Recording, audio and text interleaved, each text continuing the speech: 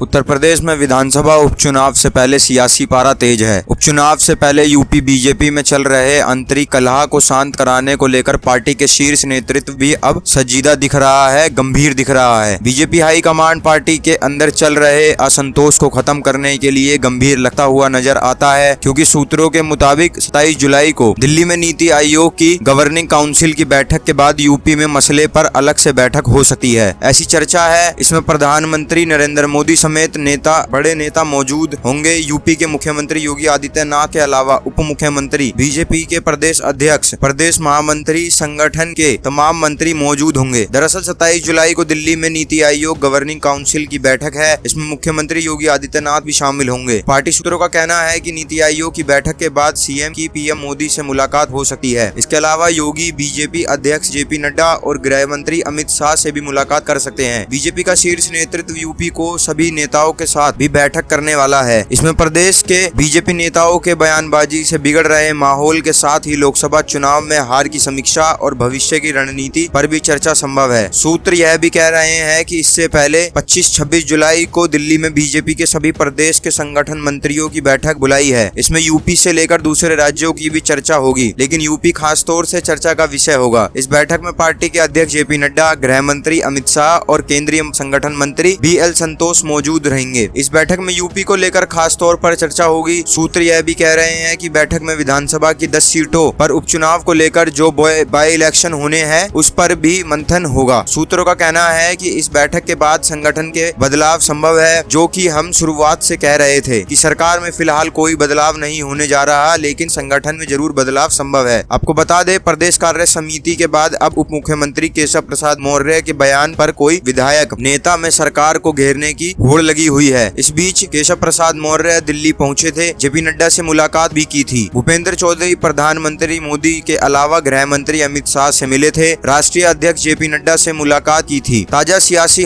हालत और लोकसभा चुनाव के परिणामों के कारण की जो चर्चाएं हैं वह पिछले कई दिनों से चल रही हैं, लेकिन जो ताजा सियासी हालत है वह यह बताती है कि यूपी पर चर्चा करना शायद अब जरूरी हो गया है। केंद्रीय नेतृत्व के लिए बीजेपी के राष्ट्रीय महासचिव BL संतोष भी लखनऊ आकर लोक चुनाव के परिणामों पर चर्चा कर अपना फीडबैक शीर्ष नेतृत्व को सौंप चुके हैं। 15 पन्नों की रिपोर्ट तैयार हुई थी। आपको याद होगा, उनका जिक्र भी हमने बहुत सारी अपनी खबरों में किया है। लोकसभा चुनाव में उत्तर प्रदेश में बीजेपी के अच्छे परिणाम नहीं आए थे, मतलब जितनी एक्सपेक्टेशन बीजेपी को यूपी से थी मजबूत स्थिति में आने की वह नहीं दिखाई पड़ी। चुनाव आए परिणाम को लेकर समीक्षा बैठक हुई। परिणाम के बाद कई सारे हार को लेकर चर्चा होती रही, लेकिन इसी बीच आंतरिक कलह दिखाई देने लगी। पार्टी के भीतर अब शीर्ष नेतृत्व को चिंता है कि ये जो बॉय इलेक्शन हो रहे हैं, कहीं यह जो कलह दिखाई पड़ रही है, यह मतभेद दिखाई पड़ रहे हैं, उसका असर कहीं इस बॉय इलेक्शन पर ना पड़े। इसलिए भी शायद केंद्र नेतृत्व, शीर्ष नेतृत्व गंभीर है। लोकसभा चुनाव में बीजेपी के पूर्ण बहुमत से दूर रहने की सबसे बड़ा वजह जो है उत्तर प्रदेश की बताई जा रही है। बताया यह गया है कि उत्तर प्रदेश में बीजेपी को पिछली बार 29 सीटें और अगर से पिछले जाएं तो 29 कम मिली थी। 2019 के लोकसभा चुनाव में बीजेपी को 62 सीटें जीती थी, लेकिन इस बार उसके खाते में मात्र 33 सीटें आई। वोट परसेंटेज की अगर बात करें तो 19 में से लगभग 50 के आसपास था, इस बार 41% के आसपास पहुंच गया। खबरों के मुताबिक उत्तर प्रदेश में बीजेपी ने जिन 75 सीटों पर चुनाव लड़ा था उसमें से